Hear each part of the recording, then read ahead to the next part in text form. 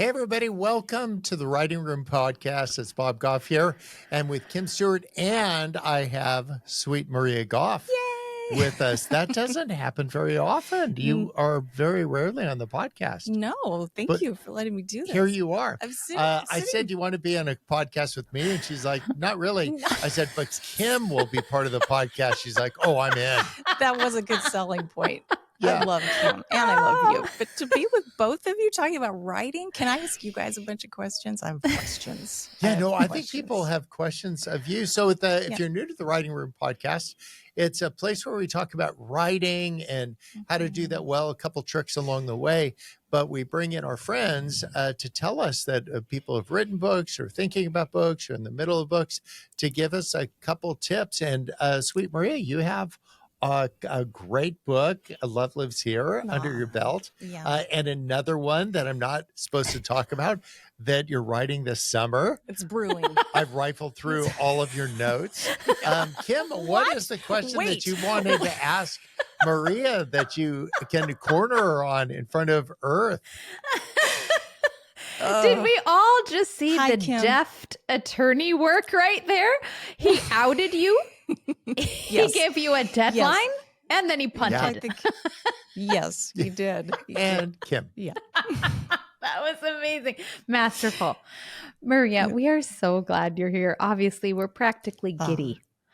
I'm actually holding in my hands your first book. Of course, you're writing your second this summer, I just heard. Wait, what was that? I love your writing. I love your stories. I love your book. And I love the heartbeat behind the book. So we talk on this podcast quite a bit about what on earth we're all thinking, deciding to write a book, because it takes a minute. And you could do other things like basket weave or learn how to clog like an Irish woman. And you chose to write a book, and now you're writing your second. We've gotten in 3 times. We've said that 3 times in the last 2 minutes. So tell me what motivated you to do this, because you have a full and beautiful life, and yet you decided to sit down and write a book. Yeah. Thanks, Kim. I think for me, being living in the same house as Bob and watching him write the books that he writes, I was tricked into thinking it looked easy because he makes it look easy, and it's not. But I love the heart behind the books that he's written, and I saw how my kids were getting, especially with Love Does, a really great historical snapshot of their childhood, of our relationship, dating, getting married, all of that, and the choices that we made. But I was realizing it's his side of the story. There's actually 2 sides to the story. So I thought, what a great way to capture the full thing and get it on the shelf next to his. And then our kids would have a full view of their childhood, mostly their kids is what I was motivated by. I thought, I want to write this for generations to come. I would have loved to have had a book from my grandmother sitting on the shelf. Yes. She just had a huge influence on my life. And I'm finding now questions that I have about her life. She came over on a boat with her family, large family, to Ellis Island. And I wish that there was more stories of what that experience was like for her as a young girl. And then, so I was totally motivated by that. And we have stories to tell too. And I'm kind of hoping that our kids pick up the baton. No pressure for them to do that. But, and they feel like, no, we haven't lived enough yet. But I think, gosh, people of any age want to hear what our personal stories are, not just like the flashy story, but the meaning behind the story. Like, what did we learn? What were the things that we want to pass down because we went through something hard or something wonderful, and we look at life differently because of it now. And so let's pass it on to those around us that would get a lot out of it. Yeah, I think about all of the takeaways each of us have from the different things that occur in our life. The writing will tend to bring those to the surface. Like, what's the takeaway in a sentence or 2? What do you gather from that? How do you live life differently? How can you engage the people around you more completely or authentically? And then finding the people that become your teachers along the way. So I think you do that with your books, Kim. And speaking of books, you just released yours, Star for Jesus and Other things Jobs I've I decided quit. not Yep. to quit. Yeah, I'm like, I'm out.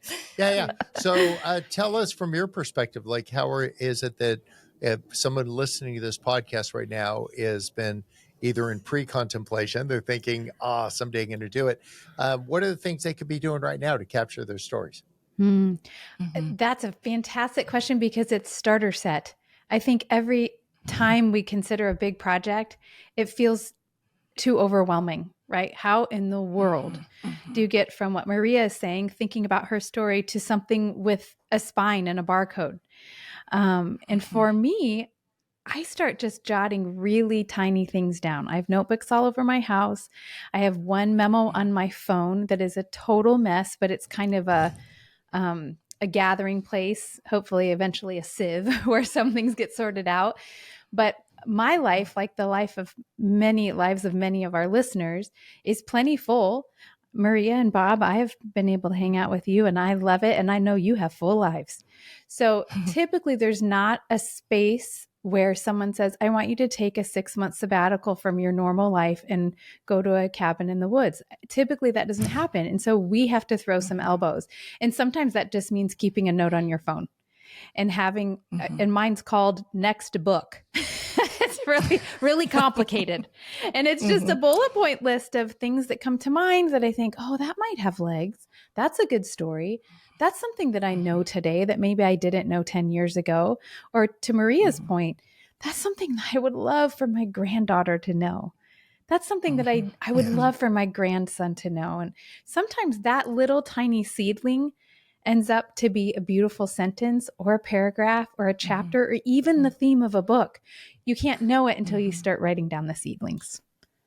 Yeah, so think of, for you that are listening, you might write down from what Kim just said, throw an elbow, because there's a fanciful use of a phrase. It kind of like draws a word picture. So I have a little area I call words and phrases. I think, Maria, you do too. And there'll be something like throw an elbow or seedling may pop for you. And you'll say, I'm going to do that. Or it might be an experience that you had.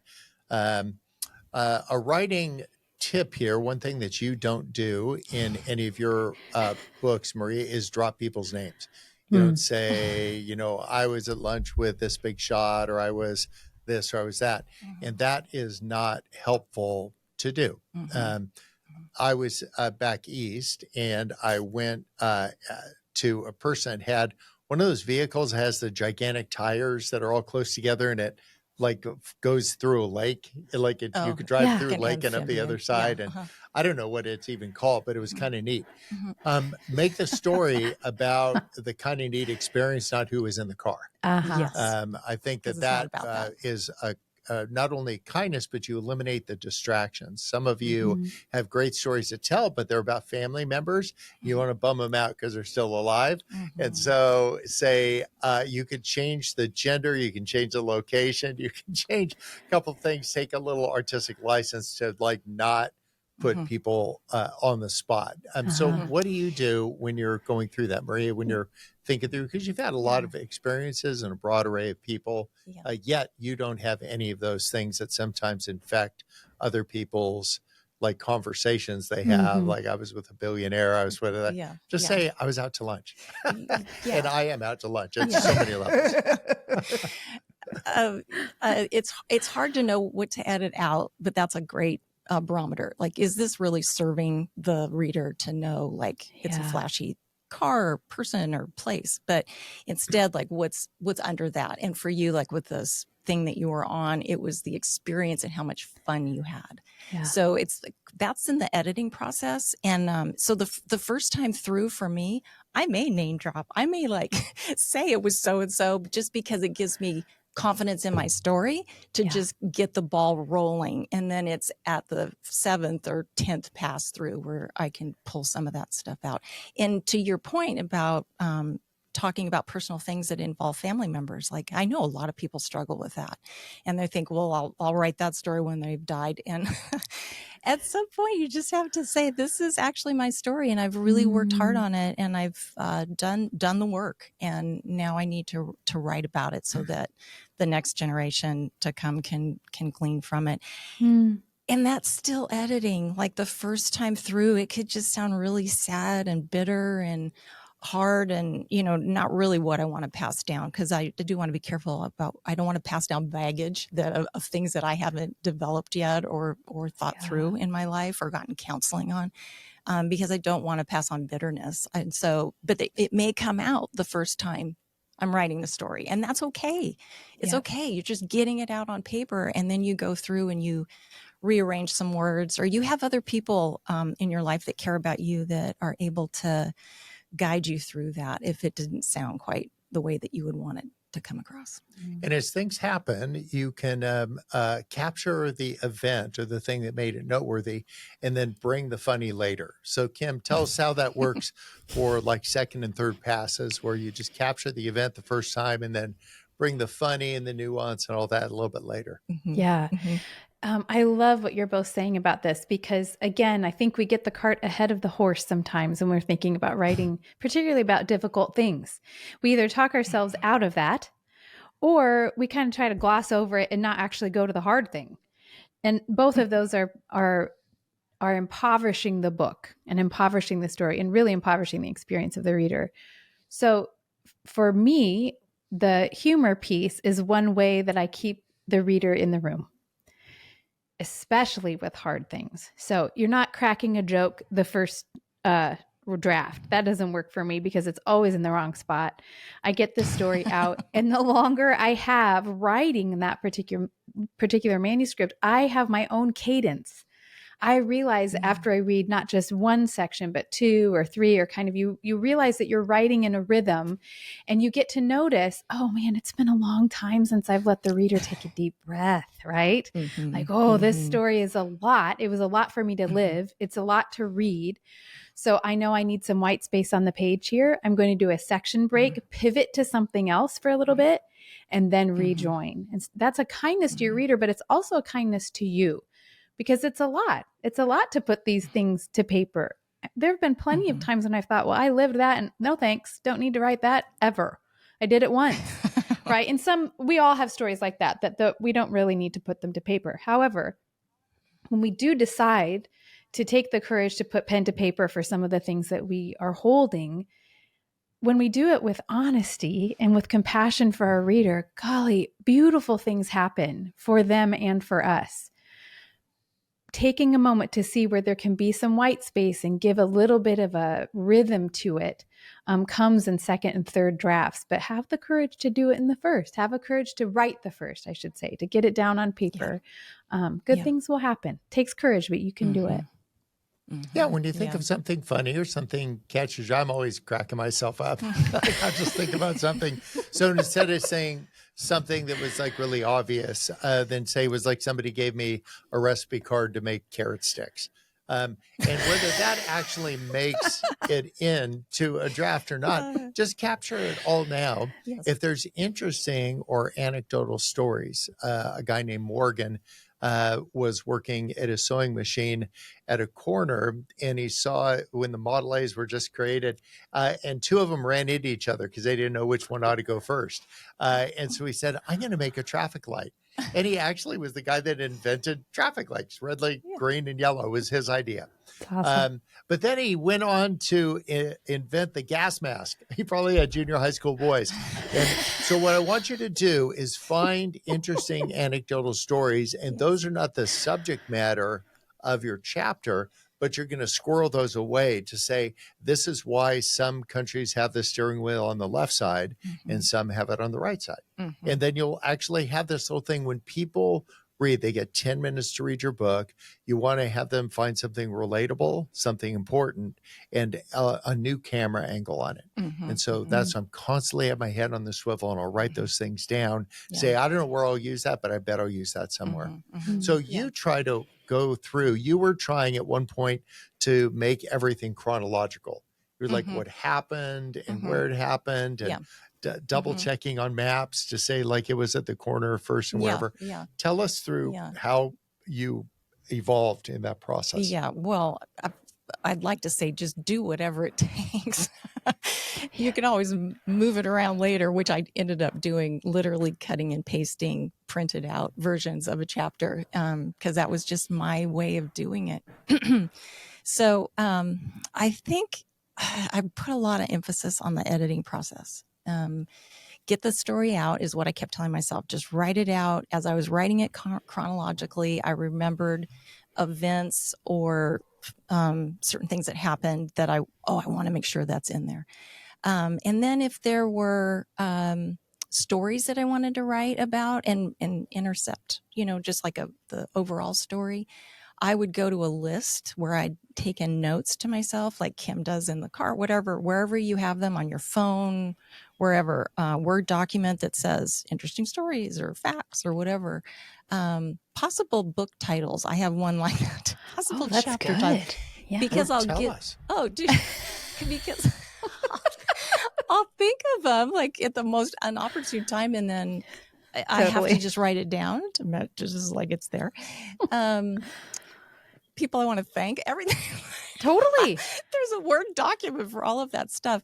So for me, then it's like a recipe at the end. If I spend all my time just focusing on the chronological, getting that right and wearing myself out in the writing process, then the book would never get finished. Yeah. But at some point, if you have an editor or somebody that really needs you to get the book done, it needs to get done now. And so whatever it takes to get it done is how you should get it done. Watching you write makes it look so easy because I don't know if you have all of these lists of possible titles, possible chapter title. I don't know your process. I've heard you talk about your process, but you just sit and so calmly write. I feel like I'm sweating. I'm getting up. I'm like getting bags of corn chips. I'm like lamenting. I'm like, it's just sort of this full contact sport for me. That's Like, how do you do it? So we should really be hearing from you on how you do it. But Here's a question I have for both you, Kim and Maria.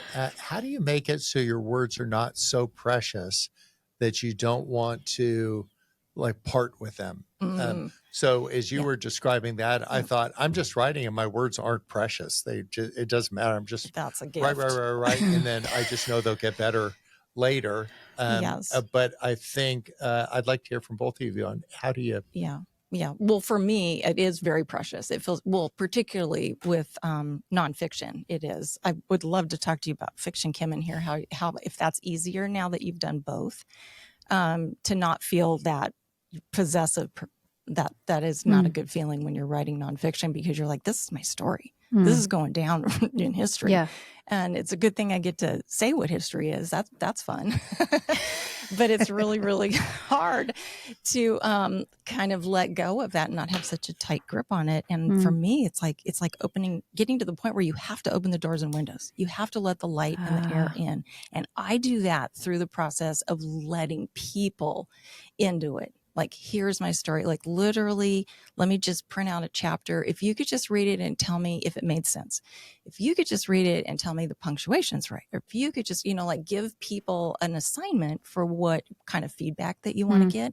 And in that process where you're letting people into your precious ball of words, I feel like then it sort of takes on a life of its own and it's easier to let go of. And now the focus is it good? Is it going to make an impact? Is it going to have a difference in the life of my kids? Kim, what do you do? That's so good. What's that kind of a governor do you filter this through?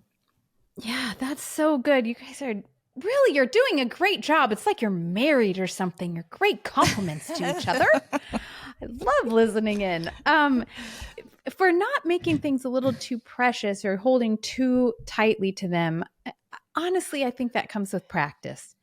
It is so scary, particularly at the very beginning when even what you're saying, Maria, about sharing your work with other people, that made my stomach turn. That's nerve-wracking to me. Still, all these years in, because they are so personal, because they are straight from my head onto the paper. So knowing people who can be trusted with such a megaphone in your life is super important. For me, what wins out is the reader. We aren't keeping a journal. A journal has a wonderful place in our lives. But if you're writing a book that you want to get to lots of people, the speed bumps in front of you are only to get to the reader. And that includes my own insecurities and my own worry about doing it right, doing it on time, making every sentence perfect. I do better for myself if I think about who's holding this book in her armchair, hopefully by a roaring fire in England. I romanticize it, but it helps me to think of her or him so that I can get over myself. So if I'm thinking about, well, what does she need? Like this last book, I really just wanted my reader I wanted him or her to know about this ridiculous grace of God and how it has changed my life.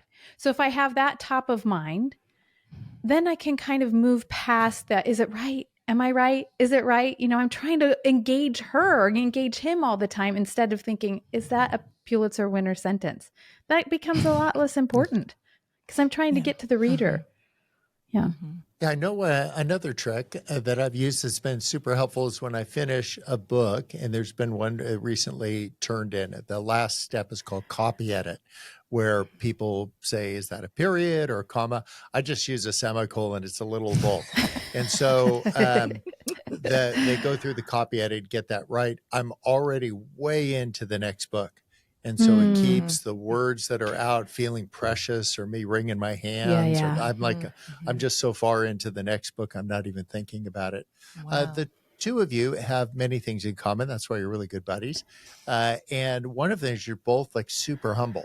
And so how do you say remarkable things with humility? Because I think a lot of people that are listening are also share that. They were just humble people that have had a lot to talk about, yet they navigate making it about the reader. What do you do? Well, I think the underlining theme from all of my stories is that I'm screwed up. I made some pretty big mistakes in my life, so it's easy to, I'm humbled by that. Like that whole process of hitting rock bottom and bouncing up, you do that a few times in your life. It just it makes it easier.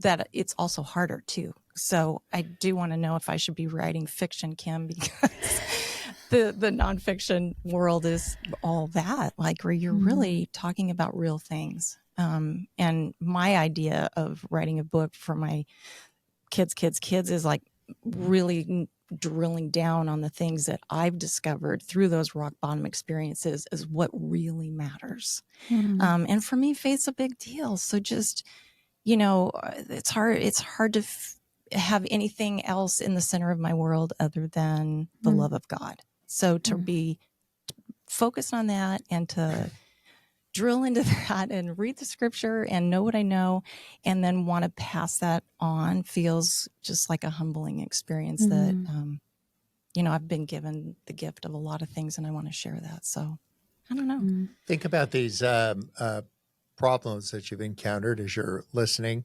that these setbacks aren't campsites. So you don't need to be identified by your best day or your worst day. What you're trying to do in your book is to connect with your reader's best or worst day, not your best or worst day. How do you navigate that, Kim? I do love talking about this as two of the most humble people I know. So that, and the reason I think that so many people connect to both of you and to your readers, your listeners, to your writing is because of that humility, because you asked me to come into the room and sit next to you instead of standing at a pedestal and talking down to me. That's gross. Let's not do that, writers. I think the best move is to have a clear-eyed view of who you are. And that means not either side of the humility extreme. I guess arrogance extreme is gross. Thinking you're all that in a bag of chips and not having a clear view of your own self. And also thinking you're not worthy to write a book. No one will listen to you. Why would you write a book? Both of those are versions of navel gazing. And that will come across on the page as not only disingenuous, but also very difficult for the reader because the reader is looking to either prop you up or pull you down. So if you can have a clear view of how you are a beloved child of God, if that's where you're starting, if you are starting from a position of, I have something to bring to this. I have something to add to this conversation, and to hold on to that with all humility. That comes through in the writing. Nothing's more off-putting than a manuscript written in a voice that says, I know all of these things and you're late to the party. You should know it too. That's really off-putting. And we've all read books like that or heard speakers like that. And what ends up happening then is that the listener or the audience feels like, I'm doing everything wrong. We want everybody to feel like we are in this together, shoulder to shoulder. We're walking through this. You're not late to the party. In fact, the party's for you. So if that's how you feel about your reader, it will come through, and it will be a gift to them and to you, because that's the truth. We are all in this exactly together. There's no room for anything but humility, because what a joy, what an honor to get to do this work. Yeah. Gosh, that's Think good. of the That's so the good. events that are happening in your life. This week, we had some gravel delivered to our place, and it was 300 tons of gravel. So that's a lot heavens. of gravel. Golly. So all this gravel's out there, and all this week I've been thinking about gravel. I've been just admiring other people's gravel. I go to places, I go like, I don't say that because it would be so boastful, but I'm like, my gravel is nicer than that gravel. But I've been noticing these things around you. It's just like if you have a car that you want, it's like every third car is that car, because your awareness is peaked. Talk about how life works. These are common experiences, not only that you have, but that your reader has. Talk about how life works without doing anything that creates a gap between your life experience and theirs. So you don't want to say something that is, you lose the plot because you talked about something that everybody had a disconnect with. Just talk about how awesome gravel is. Do you know it comes in all different sizes? I know it sounds like so self-evident, but the smallest size is called crusher dust. Did you know that? Yeah, No. there we go. I do know. So, but what they refer to this graveling the road is, if you talk to people who are as into gravel as I have been this week, they call it ballasting the road. You don't put the gravel, you ballast the road. Okay, it's a great word. Fancy. Don't like, as you're doing this, just find new ways to let people in on something, and then now say something important. If you just say silly stuff, but you have no reason for the ballast in your life or the how we take note of the things that are around, do you nail that on the first draft? No, I think I've seen you go back over and over again. I'd be Googling gravel first and finding all of the definitions and the types and, doing a deep dive on gravel before. I mean, I might already know the connection that I want to make between the gravel in our lives and hitting rock bottom, or the importance of that, putting that firm foundation down. But in order to talk about something relatable, I might have to do a little searching. I might have to Google it. I may have to just figure some stuff out that might be a little more relatable. Make sure you mark when you Google something and you capture whatever that was, identify that as a quote you got out of Wikipedia or whatever, so you don't make the mistake of having that sneak into your text later. So just say, I just say quote, Quote. So it's highlighting it like this is somebody else's take on it. And then can I digest that information and understand better how I would describe how that impacted what my life experience was. And so use all of these different tools, your creativity, your engagement, understanding it in many paths as a humble voice. These are things I've seen both of you do just so well in your books. Closing thoughts, Kim, for writers today. What are you going to send this person? Okay, so they've listened. They were out on a jog, and if I was jogging, I'd still be jiggling. But when I got back, now what? Yeah. What's next? I've loved this conversation because it takes something really big, like the idea of writing a book, and puts it at just about gravel size, just about pea size, which is exactly what it takes. You do that over and over and over again, not nailing it on the first draft. I've heard Bob say this isn't an Olympic sport. You don't do the dismount and wait for your 10 placard to come up. This is bit by bit, you write it. So today, what about just thinking about 250 new words. Let's put a number on it. Sit That's down and great. just see what happens. Write a story that comes to mind. Write something you know to be true. Write what Maria said. Write something for your kids. What would you want them to know today on a Tuesday or whatever day this is? Help them to see something in a little bit different light. There's no pressure to get the 10. Just get it down. You're the only person who can write it. You're it. We nominate you. Go. Yeah. And to give you some context, the three of us speak at about 15,000 words an hour, give or take. So if we've been going for about a half an hour, call that 6,000 or 7,000 words. And a book is only 60,000 words. So had this been transcribed, then we would have a tenth of a book. Now, it would be a lousy book. But once you grab the words, if you're a speaker and you have an opportunity to speak somewhere, grab that 45 minutes. If you're having a conversation, it'd be creepy, kind of like Micah Cohen, if you recorded it surreptitiously. And there's a trial and you're in New York. But what if you instead say, hey, would it be okay if I recorded this because it's going to help me capture my thoughts later? Do these tricks that'll get your word count up. And then when you get it back, you can sort out the good stuff from the bad.